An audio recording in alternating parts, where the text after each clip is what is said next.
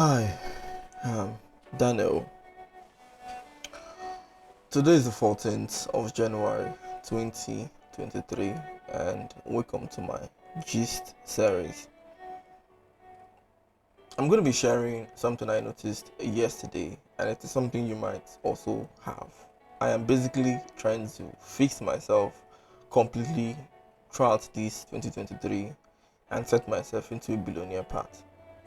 Now, I'm going to be making lots of videos like this, and today's one is just letting you know I figured out I am an emotional abuser. It is not something special to just me. 7 out of every 10 person is an abuser and a user. Now, we wouldn't want to face this or come to terms with it. Nobody wants to admit they're the problem, they're the toxic one. Everybody tells you their ex was the one at fault. So everyone just keeps being a user, an abuser. And even if we do not inflict pains on people physically, we all do that emotionally in one way or the other. So today I've identified my problem, which I would want to share with you. But before I do that, I would want to tell you on how I felt I learned subconsciously on how to be an emotional abuser. My life is not bad the way most people feel it is. When I talk about the challenges I went through, everyone feels, oh, you went through a lot. No, everyone went through a lot. It's nothing special.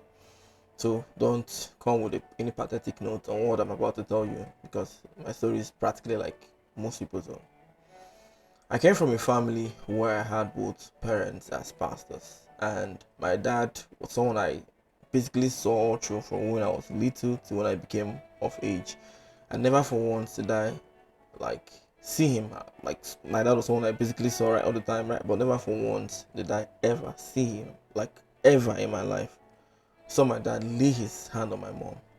In other words, I cannot vouch for anybody. I can't swear for anybody. But I would swear that my dad would never lay his hand on a woman.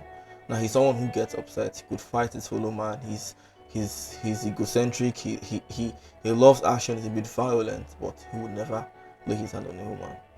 Now, whenever my dad had issues with my mom, he would leave the house. Sometimes he would tell her to go. Most of the times, my mom left the house. In fact, I grew up getting to see my mom most often, stay at the church. So you want to go see mom, you have to go to the church. Because I mean, her and dad probably had a quarrel and she's now apart, like away from him. It got so bad that in the same compound, my mom had to build a compartment, like a mini flat where she would stay outside the house. Because whenever her and dad had a disagreement, he wanted a space, she goes there. Now, being close to my dad, I learned, it is unmanly for a man to lay a hand on a woman, not just a woman, on any woman at all. But that was also something I learned from my dad subconsciously. It is not just him. He's not much of a very bad person. He's just an irregular person like everyone who probably has maybe some issues and sent, or should I say transferred those issues to me by cohabitants. And I wouldn't call it hereditary because I'm getting them fixed, but yes, the fact I was exposed to him. Now, this is what he taught me. One thing my dad would always do to my mom, because I noticed my mom would feel bad. He doesn't lay his hand on her. He doesn't beat her. I've never seen him even beat her. But mom is constantly crying in pain. She's a shadow of herself. She feels bad in her own skin.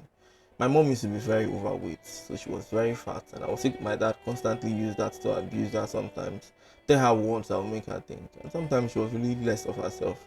She would cry and she would feel bad. My mom was a very little girl when my dad got married to her. My both parents are from Abia, so he would constantly tell her she was a nobody when he, met her. And now every single thing she enjoys today was for the fact that he left the city, which was for that court, to pick her up, at the village and give her whatever she had. He constantly abused my mom. I can see that right now as someone who has come to the light of what emotional abuse is, but then I did not see it. So I would share one video I watched today on YouTube. I will try to put the link down. These are what an emotional abuser are. I will tell you how that was what my dad did and how I've been doing this. So bad that I got married years ago, and being an emotional abuser also was part of what made the marriage ended, and it's really very bad, but I would go through it. So I'm going to go through every single thing about an abuser. Now, the first one is overly critical of you. Now, abuser would always, he's he whenever you close an abuser, he always wants you to feel a bit bad. Like he's always trying to see if you could do something. Oh, could you go do this? I don't know if you do more. And so then they carry you get hope. I believe like they would always want to make you a bit bad, feel bad. And now the second one is they intentionally humiliate you. Now this is something I would really see my dad do whenever he's upset. He'll tell you how you're not worth shit. How if he hadn't been in your life, you wouldn't have achieved, anything. And he would constantly even do that most times to me because I know he humiliated me often, emotionally abused me. At a point I'll be told how all I do is to just sit in the house and eat, or how I'm not, or I don't have sense, or how I'm a fool. Sometimes he abuses me, and I'll go back and I'll actually wonder how really of a fool I am. And I know at one point it almost got my self-esteem. Not until I became a Johnny Goodfellow at one point. And whatever he said, I would just laugh over it because that was a point. It felt like I don't know how it happened, but I got so used to the words that I'm like, is that all you got now? But I mean, for my mom, I think it was different, especially when he humiliates her in public, tells her, how fat she is. Sometimes uses words, shout at her, commands her. My dad was a very authoritative person, and I used to actually envy that. I told myself I wish I was like my dad, because when he says something, it is. He doesn't go back. He doesn't fix. He doesn't compromise. If Okechukwu makes a decision, that is what it is. And I would always envy him and wish I could do that. I could also be very, very authoritative. I could also state something and stand on it the way he did, stand on his own stuff. Now, but the only problem is most of those, what is it called again? Those decisions he would always be so authoritative about, decisions based on mistake. Like mom does something right now, he tells her, oh, okay, so you did this. It's a mistake. He's like, you know what? I don't ever see you let that person here again. I don't ever see you do this again. I don't want you to hear here again. If I don't want you, I don't want to see you for 2 weeks. And 11:59 p.m. to the next completed 2 weeks. If she comes, you won't let her in till it starts complete 2 weeks. So I would always envy, being able to be so decisive and infect a rule. But when I was now finally a family man, I would want to even make certain decisions. And I was being told a man is, his word, and so therefore, when you state something, you do it. So now I'm having issues with my spouse, and they made a very mistake. Like they made a what's it called again? A mistake like every single person. But then I would make certain decisions, very horrible one, emotionally out of whatever happened, and I would stick to that decision even if it's gonna affect us. Like my spouse get me angry, I tell you I'm not gonna see you for 1 month, get the fuck out of here. And even if I come back later to realize that, oh, she might be right, but because I said I won't see you for 1 month, I just don't see you for 1 month. Or maybe I'm wrong. Like I basically just find myself trying to make decisions and stand on it, and most of these decisions were on how they want. And it was because I was trying to be that man who would constantly skip to his decisions. Okay, so back again, like I would say, always let her feel less of herself. I was also doing this, intentionally humiliate her, tell her words that would make her feel less of herself. I was also doing it. Now, purposely intimidates. I think he does this often, and I did it often as well. There was a point in my life when I was living to intimidate, and especially when I'm in a relationship, I would want to intimidate you, or let you know that, see, you're not worth shit, and that was bad. Isolate you. I saw this as an emotional trait for emotional abuser. They get to isolate you. I don't feel my own isolation is bad, because whenever I isolate someone I'm close to, it's usually because I get to show you that it should be two of us, the world against us. But I don't know if that is bad, being isolating someone. But I know whenever I'm in a relationship, I get to isolate whoever I'm with. So please let me reduce this a bit. Okay. Okay, and then they reject you. So this is when you I will just put a link to the video. You could go watch it and see what the traits are. So let me quickly just walk you through on my own life, give you the gist, and tell you how I would want to fix it out. Now, I've been in lots of relationship where I will hold on to the past. I will keep, because of a mistake someone made in the past, and I'll keep using it to, remind them, or bring back the memory, tell them how they hurt me, how I no longer want a relationship. Sometimes raise my voice at them, tell them how they want nothing, make some decisions that would affect them. Most times I do it without considering how the other person feel. Most times I could wake up and walk out from someone, in the presence of other people, make them feel both embarrassed and harassed, and I wouldn't care. Most times I will shout at them in front of people who respect them, without even knowing it. Then I see myself constantly shouting at people instead of calling them, constantly being, making them provoke, making them sit down to think about their life.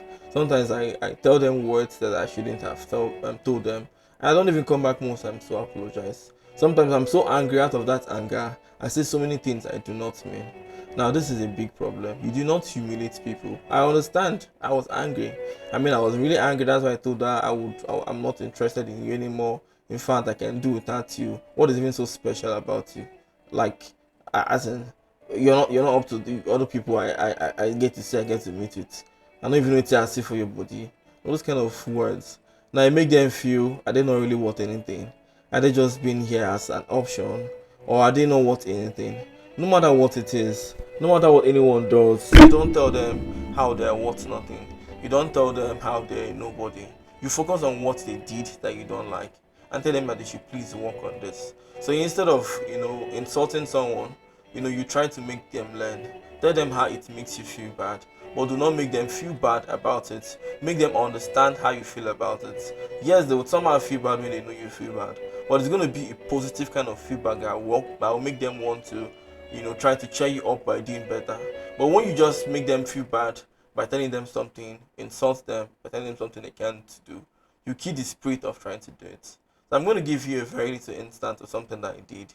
I had someone whom I told to go take a course back then, and I wanted her to be good at accounting, and I wanted her to also know how to use Microsoft Excel.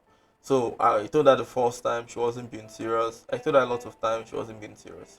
And finally I started insulting her, and I started telling her word, started telling her how dumb she was and how she couldn't read and how she couldn't, be of any use. I don't even know what she learned. I don't even know how she's of any use to me in any way. So there are a lot of hurtful things. And because of that, it became worse. She would always pick up the course, try to make better, but she was never able to learn.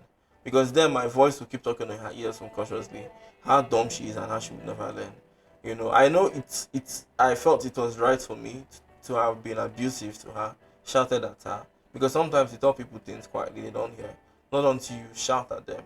But then I noticed, it made her break down. And the words I used had humiliated her, intimidated her, and made her feel less of a person. Now, early last, I was able to reach back to her, and this time around, it was quite different. I don't know how it did within that period, but I was quite in a good mood, and I told her the benefit of what learning an Excel would be, and how that if she had, learned it, it would have really helped both of us achieve a whole lot. She would have been able to audit so many things. And in between, she went back to that same Excel, and she came back a few days later, showed me how to open an Excel, how to create a file. And I was like, wow, you're doing so well. This is good. I didn't even learn this fast. That means you're really very smart. She said she started imagining herself getting so good in Excel and doing anything I would want her to do, on Excel. And I was so proud of her. And she was able to finish up the course. And now she's getting more advanced in Excel. And there I was. And I told myself, maybe if I had used the first approach, which is not abusing her, insulting her, humiliating her, telling her how dumb she was and how she couldn't be of help, and how, she's of no use to me. She's just there, has nothing to offer. And even when she tries to actually offer a whole lot of things, I keep going back to the past with the things she did not do. And not even seeing the ones she did at the present. Constantly tell her how she should be grateful she has someone like me. Constantly tell her how she's not worth shit. And constantly this reinforced into her brain. Because people are actually very good in listening, and the brain listens to the outside surrounding. That is why it's always been told that if you're close to positive people, you're positive, and if you're close to negative people, you're negative. So I was more like a negative factor every single time, telling her how she's not worth anything. And the funny thing is, I still come back to give her a tax again. And just when she does and makes a mistake, I'm shouting at her the mistake, telling her how she did not do it, how she can't even do anything once, she can never get anything correct. How dumb is she? Abuse her once again. And then she keeps on crying every single day, feeling how would she be good? Would she ever be good enough? Would she in any point in time be good enough for me? Why is it that anything she does, she doesn't do it well? Is she such a failure? Why? Because every human being doesn't get anything well at the beginning. You get it when you keep practicing. It is practice that increases perfection. So that was her first try at getting to do those things. But the abusive me would always focus on the ones she did not do well and then abuse her on it. And I'll keep on killing her spirit over and over again. At the end of the whole day, she's not productive. I'm not happy. Because when you abuse and when you give her that negative energy, you also take it back too. So you can't actually give her the negative energy without taking some home.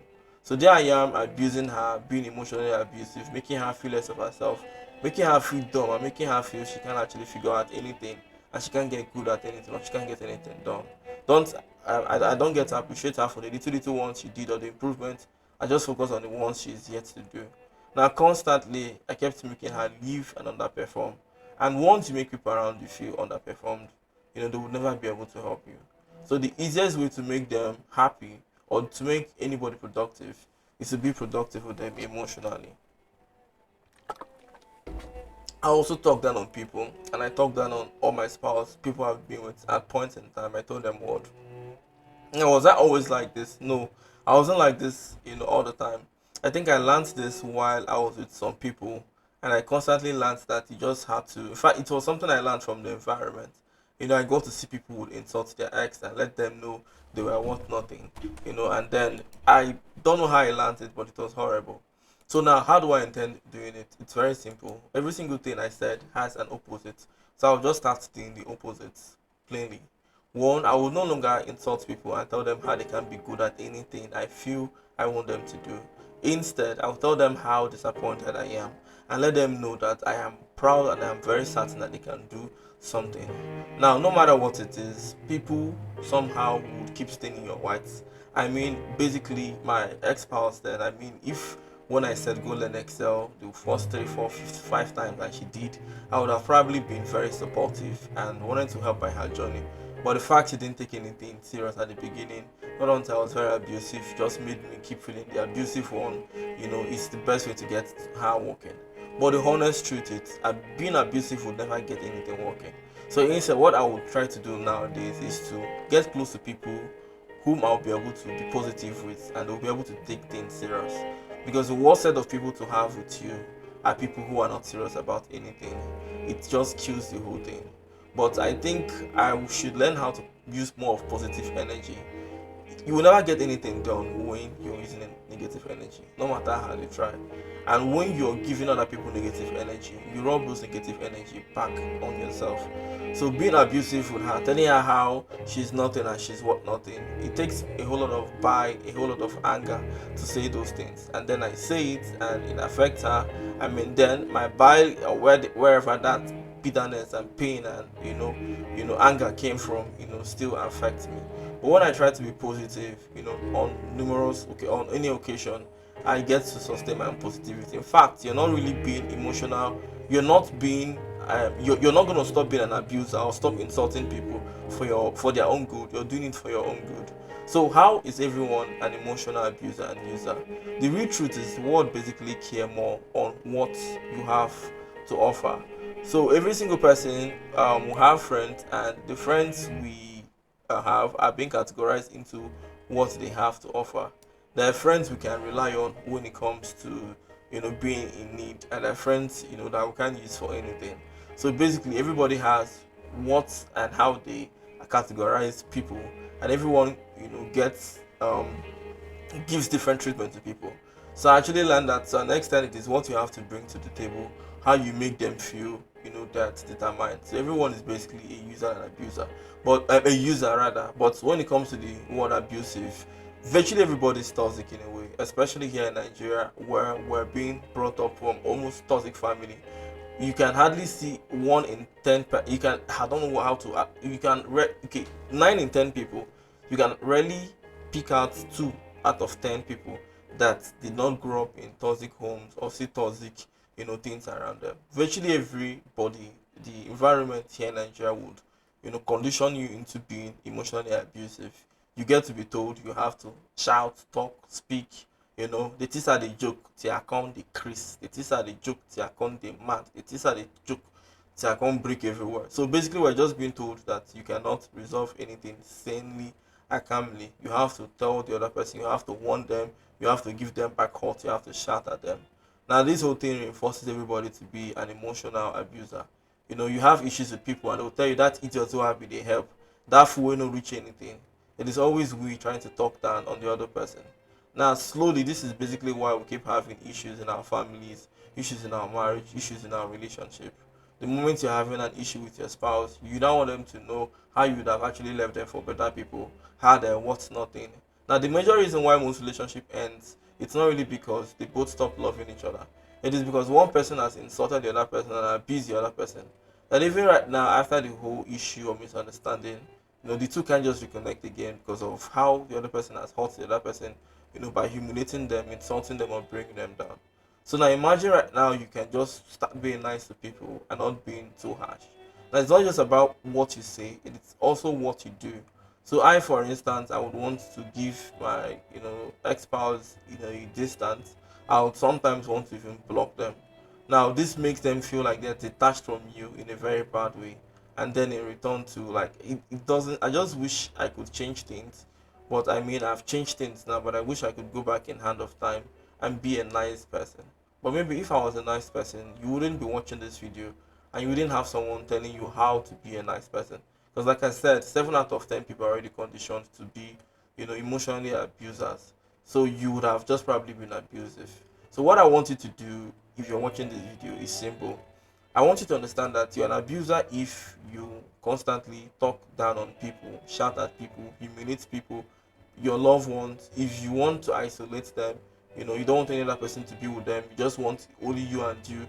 When they do you things, you constantly let them know that they're nothing without you. If you threaten them, intimidate them, tell them how you would leave them, put them always in positions where they would have to go out of their comfort zone to do things, and then you don't even go back to appreciate, make them feel bad, make them talk, get them upset, make them be part of your troubles. You're having an issue, you ask them for help, and when they cannot help you, you're blackmailing them emotionally, telling them how they're not, good people, letting them know that, oh, because you did not come through for me, you're not a nice person. Now these things are emotional abuse. Emotional abuse is anything you say or do that will make the other person, feel bad and hurt. So when you talk to people, when you're unappreciative, when you're being rude, when you're being arrogant, you're being abusive. I know the urge to, give them hurt, talk back at them.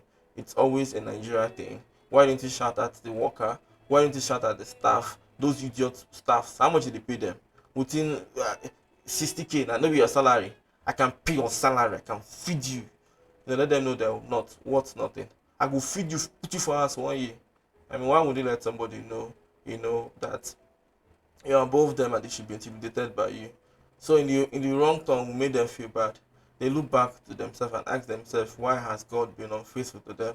Why is it that people talk to them anyhow? Now, sometimes the society is filled of poor people and everybody's, going through hell. But the real truth is, we all emotionally abuse each other. And when people are emotionally abused, they don't think less of themselves. They're not productive. They can't even come up with good things. They are being down. Just the same way someone will beat you up physically and you become down, right?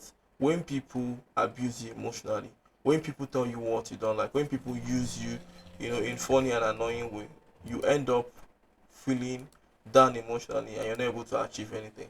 So I would just simply tell you, avoid emotional abuse, stay with right people, try to make sure you spend more time with yourself, and avoid, please, as much as possible, telling people things that would hurt them or make them feel bad.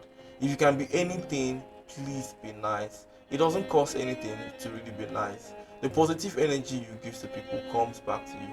And when you're not being nice to people as well, you're using so much bile at you. Learn to share peace and aura. And when people look like they're very toxic, you just give them a very long leg. Stay away from them. Be all about that positive energy. Avoid putting people in positions, where they'll be uncomfortable. Avoid making people regret. Avoid telling people, avoid making people wish had I know you. I understand you don't give a damn about anyone. I understand no one matters to you but just you. you want to make your money. You know, you can pay this person's salary, you can feed this person. We all know, you know, but please, telling them those things might make them have a very bad day. You might be killing someone emotionally. You don't need to tell them how fat they are. You don't need to tell them how horrible they are. You don't need to tell them they never reached or they don't reach people with the date. A simple please, I wish it could be possible, but it won't. You don't have to talk down on people or make them feel bad. You don't have to let them know they're not up to your standard. I mean, I know they're not up to your standard, but please, if you could be anything, please be nice. Be nice always pays. At the end of the whole day, you're not going to stay on earth forever. One day you're going to leave. So what legacy would you want to keep behind? Like I would always tell you, when Stephen Jobs left, I saw how the world paused for a few days. There were lots of articles, news outlets. Everyone had something beautiful to say about him. His kids would smile or to shine their teeth, knowing fully well that their dad was someone of positivity. I know we're going to all leave, and I know when you're gone, you're gone. But please, if you're going to leave a good memory behind. Thank you, everyone. And this is me being an emotional abuser all my life, talking down on people, making them feel less, give them unrealistic deadline, and making them feel they can do things, reminding them of the past. That was me. This is me. Now, from this point henceforth, I'm going to be doing the opposite. I'm going to be the reason why people would smile. I will be the one who would encourage them and tell them